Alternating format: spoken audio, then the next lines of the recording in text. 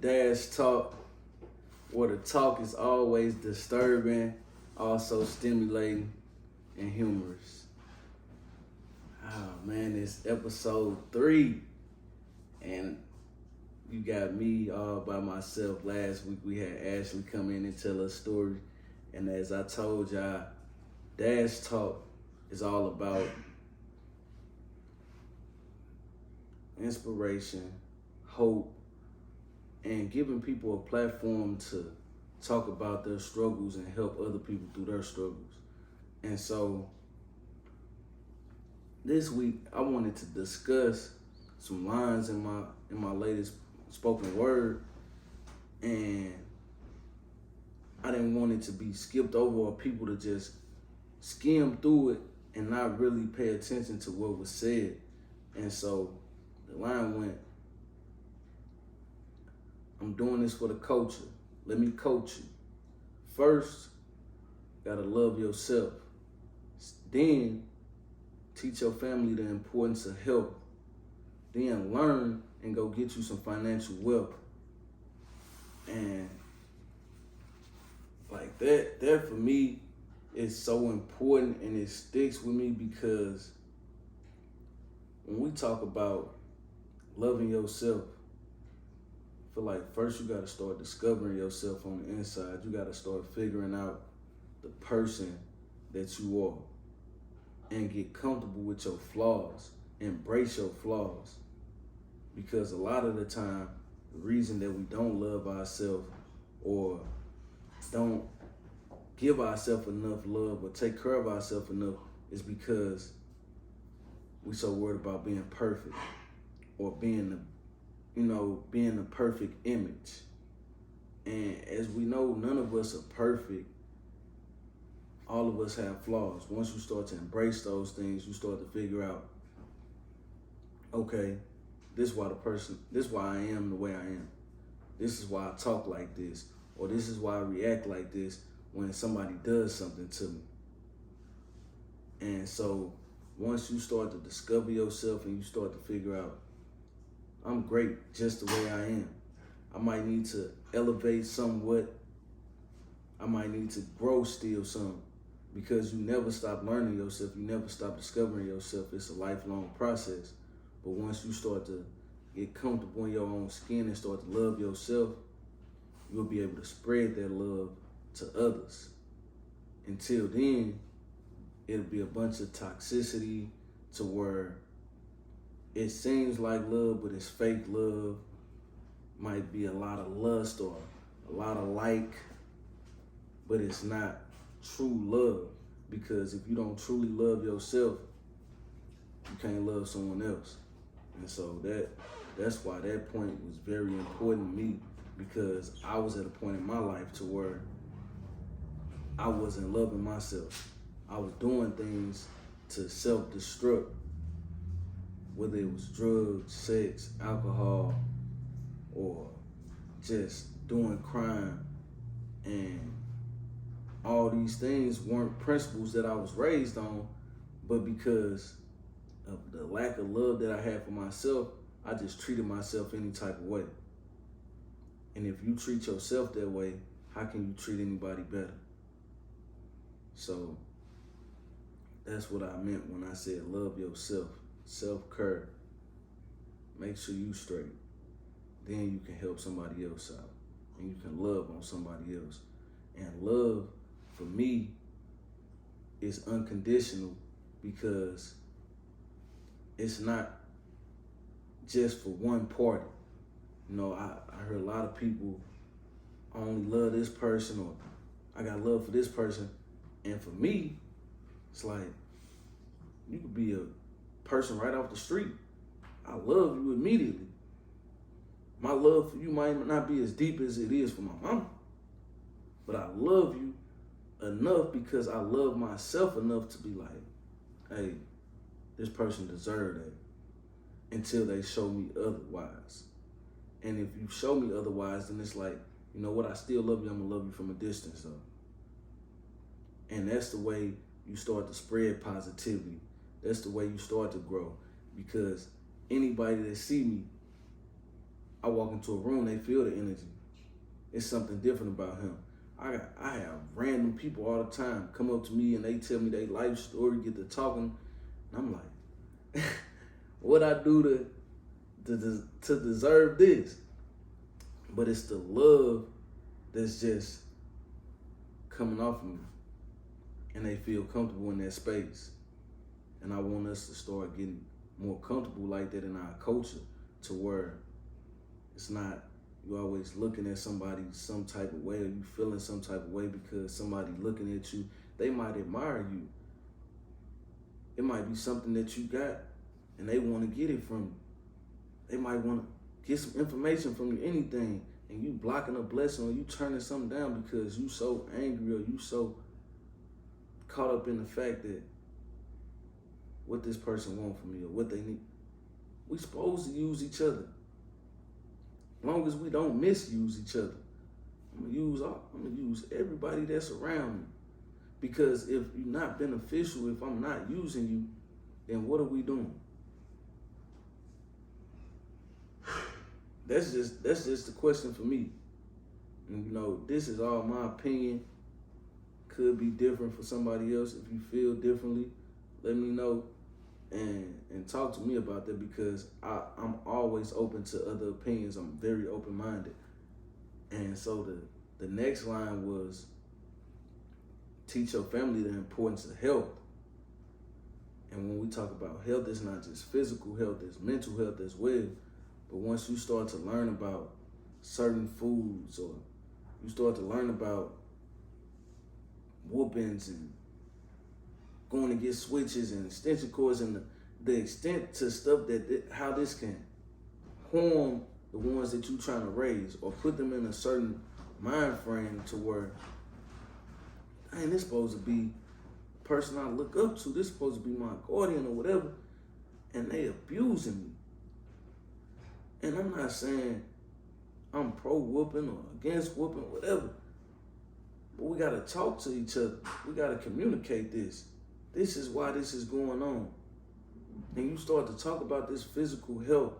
You start to talk about building up strength, building up muscle, growing strong, taking care of yourself, eating the right foods, drinking the right things. Once we start talking about that, we start living longer. Once we start living longer, we have a better chance of growing wealth. We have a better chance of living a great life if we living longer. And the other aspect of health is mental health. It wasn't discussed a lot. In our culture, it's like, oh, that's something that's looked down upon. Oh, you go to school, the kids like, oh, he's slow, or they making fun of you. You in this class, you feeling some type of way. He always picking on people. And if you don't teach your kids about this, then they gonna struggle. They gonna go through things. They gonna go through things because it's like, how am I supposed to feel about this? And if you don't tell them how they should feel or how they can feel, then they're gonna be lost. And there'll be another lost generation. Because mental health was so important, but it was like in our culture, oh, we don't do that. Our people don't do that type of stuff. And it just get thrown to the side. And it's not talked about. But then once you start to get older, and you like, why do I feel like this if I'm not supposed to feel like this? So now you start to feel like you abnormal. Now you're not part of the crowd. Am I the only one that feel like this? And who you gonna talk to? Because the people that's around you, they've been raised the same way. So if you bring it up to them, then they start to clown you. If you bring it up to your girl, then you're afraid to look weak in front of her because you're supposed to be masculine at all times. And then as a female, they got a lot of masculinity in now as well. So it's like, I'm gonna hold this in. Or I've been hurt so many times by different people that I'm not even gonna express this because I'm afraid to be hurt. I'm afraid to be scorned. And it's because it was never discussed. We never talked about the importance of health, physical or mental. So we gotta discuss that with our families. We gotta talk about that because it leads us to the next level. And then the next level is learn and then go get you some financial wealth. As a kid, yeah, I had a savings bond. I didn't really know what a bond was, know what stocks was. I didn't know about investments. You know, I wanted to be an entrepreneur. Only reason I wanted to be an entrepreneur, if football don't work, I want to be rich and I don't want to work for nobody. I didn't have somebody telling me, look, this is what an ROI is, or this is how you build credit. This is what a home loan looks like, or this is what a mortgage looks like, and know anything about these things. And so it was like, now once I'm in this adult world, I'm lost. Or I'm years behind now. I'm trying to play catch up because this stuff wasn't brought up enough. You know, sometimes I think in school they might have taught you, okay, this is how you write a check. And my mama sat down with me and this is how you write a check out. But a lot of us not getting that. I know plenty of people that I was around that 25 years old and don't even know how to write a check, don't even know what a bank account is, don't know about a savings account. And if we don't know these things, then how can we grow these things? And quick plug, EYL, Earn Your Leisure podcast. Troy and Rashad, check them out. It'll change your life. They talk about finances, credit, home loans, all type of different stuff for our culture. And it's not just for the culture, it's for the world, but our culture needs to learn these things. And once you start to learn these things, then you can pass it on to your family. You can pass it on to the younger generation. And once you start to pass it on to them, you start to build wealth. You start to grow. And once you're able to build wealth, you might not be able to really reap all the benefits of it. But it's not just about us. I'm not doing what I'm doing for me. Another line in the spoken word that I said was, I'm doing this for my kids, kid. Because 7 generations from now, I want the McGee's to be a strong name. I want people to be able to look at them and we so much further than where we at now. Something has to change. We gotta start somewhere, and it starts with us. Once we start to learn the knowledge and then apply it and give it to our children, give it to our younger generation, then they equip properly. You know, you don't want to go into a war and you don't have any weapons or you don't have any defense. And that's what the weapons and the defense or the knowledge that we pass on and teach them to apply. Just imagine the stuff that I'm learning, that I'm just now learning at 31 years old. Had I known this stuff 10 years ago, had I learned this stuff 15 years ago when I was 16 and I started learning about this stuff, just imagine the place that I could be now. So now, my son, 11 years old, I'm teaching him, this is what a stock is. This is what a bond is. This is how you build business. This is a work ethic. Because entrepreneurship not for everybody. But I'm going to make sure you have a work ethic. If you're going to work a job, then you're going to do it the best. You're going to be the best at this. And these are things that we have to teach our kids, teach our younger generation.